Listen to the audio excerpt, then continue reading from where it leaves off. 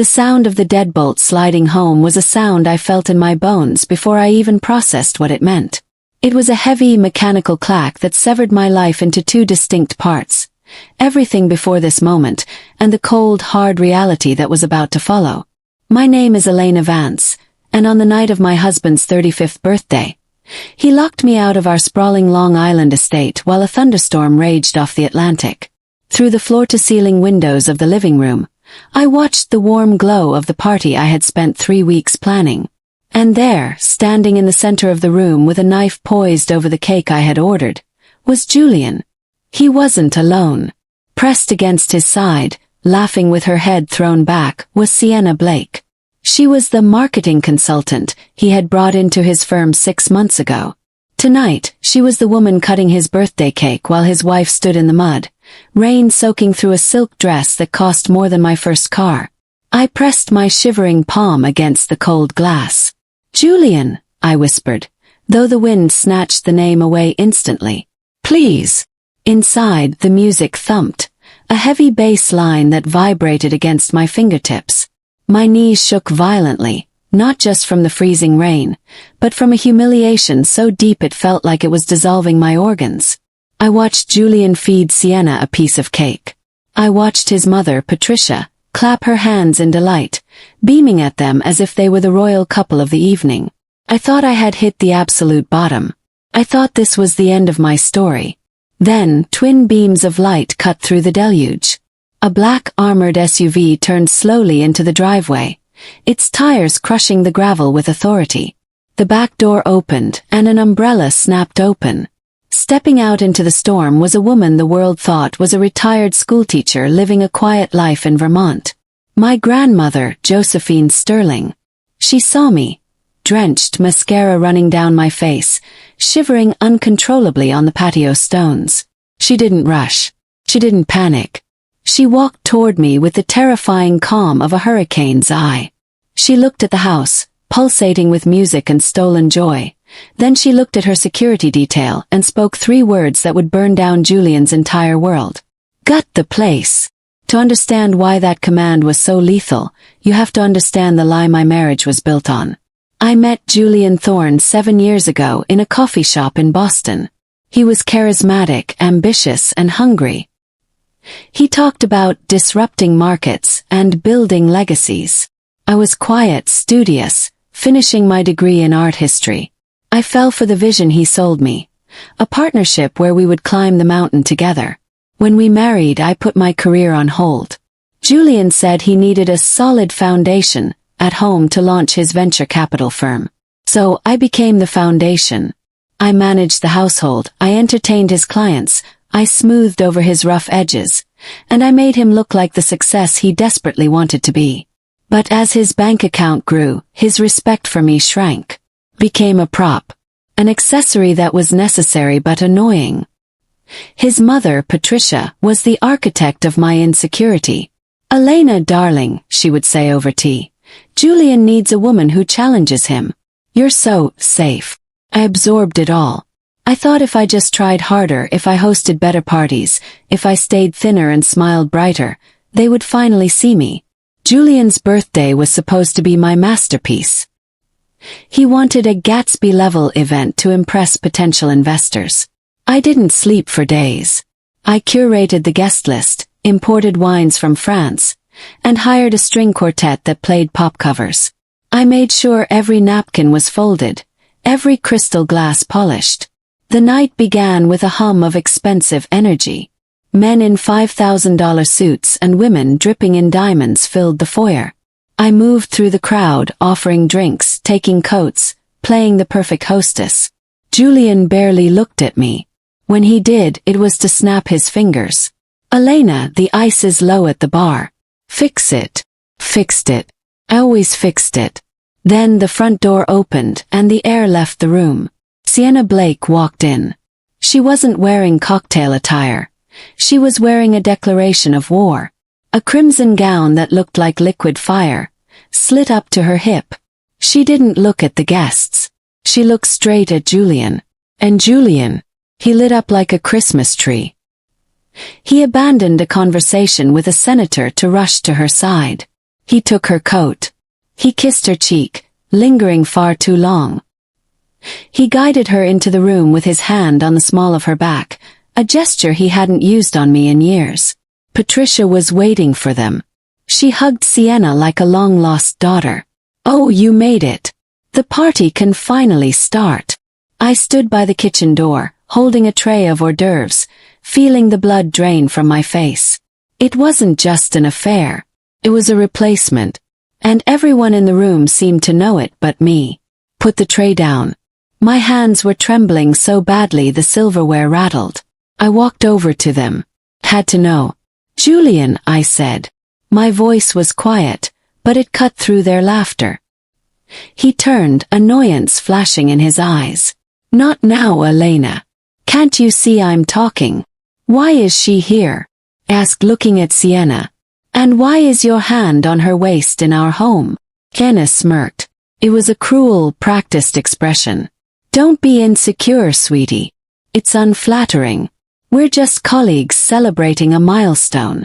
"Colleagues don't look at each other like that," I said, my voice rising. "I want her to leave. This is my house. This is my husband's birthday." Julian's face darkened. He stepped close to me, his expensive cologne choking me. "You are embarrassing me," he hissed. "You are hysterical.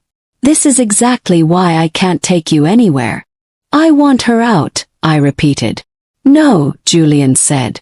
"You're the one ruining the vibe. You need to cool off." He grabbed my arm. His grip was bruising. He marched me past the staring guests, past the string quartet that had stopped playing, and toward the French doors leading to the back patio. "Julian, stop!" cried. "What are you doing?" "Giving you a timeout," he sneered. "Since you want to act like a child." He shoved me through the doors and slammed them shut. I heard the lock click. I stood there stunned. Rain began to fall, slowly at first, then in a torrential sheet. I banged on the glass. I screamed his name. He didn't even look back. He walked straight to Sienna, took her hand and led her to the cake. That was the moment I broke. And that was the moment the headlights appeared. Grandma Jo walked up the stone steps, her cane tapping a rhythmic warning against the pavement. Two men in dark suits flanked her. Her personal security detail, men I had known since childhood as the uncles. She reached me and handed her umbrella to one of them, ignoring the rain that immediately began to dampen her gray hair. She took my face in her hands. Her skin was soft, but her eyes were flint. "Did he do this?" she asked. Her voice was low, dangerous. I couldn't speak. I just nodded, sobbing. She looked through the window. She saw Julian. She saw the house. She saw the disrespect displayed in high definition. "Okay," she said. She turned to the head of security, a man named Marcus. "Tear it apart." Marcus nodded. He didn't ask for clarification. He tapped his earpiece. "Execute Protocol 0. Marcus walked to the patio doors. He didn't knock. He took a heavy breaching tool from under his jacket and smashed the lock mechanism in one strike. The sound was like a gunshot. The music died instantly. Screams erupted from inside. Grandma Jo took my arm. "Stand up straight, Elena. We're going inside."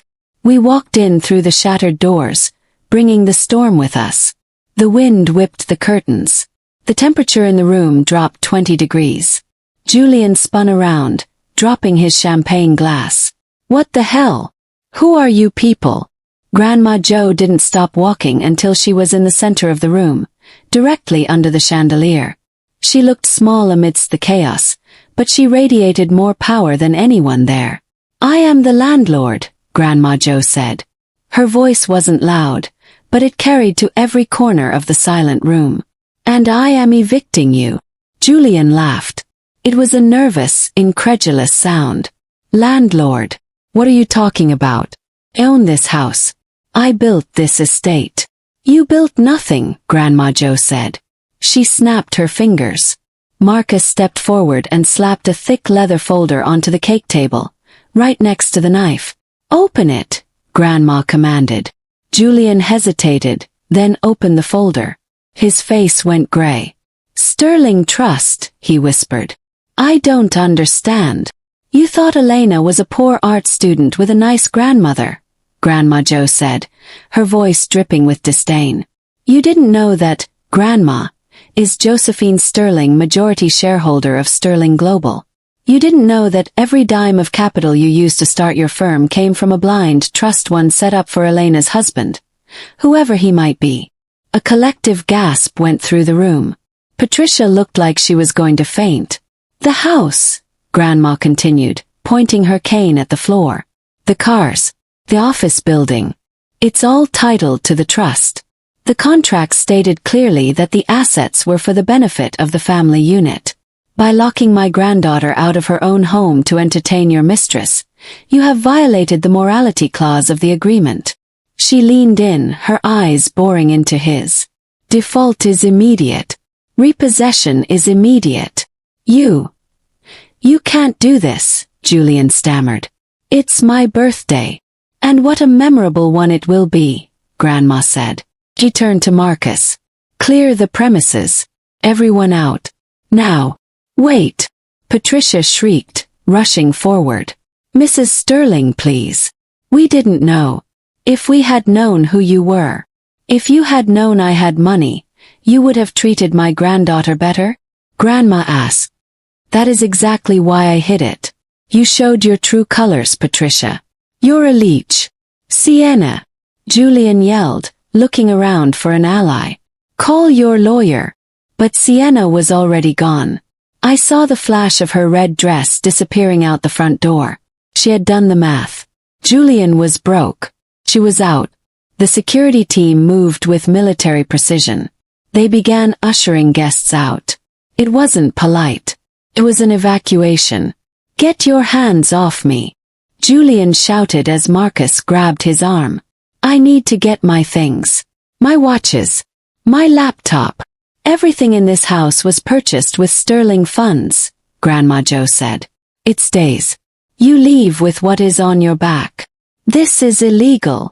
Julian screamed as he was dragged toward the front door, the same door he had shoved me toward an hour ago. Sue me, Grandma said calmly. I have more lawyers than you have brain cells.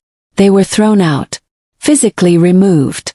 Julian, Patricia, and the few lingering sycophants were pushed out into the driving rain. I stood in the center of the ruined party. The cake was smashed. The floor was wet. The guests were gone. It was silent save for the sound of the storm. Grandma Jo put her arm around me. Go upstairs, honey. Pack what you want. We're leaving. Where are we going? I asked, feeling dazed. To the city, she said.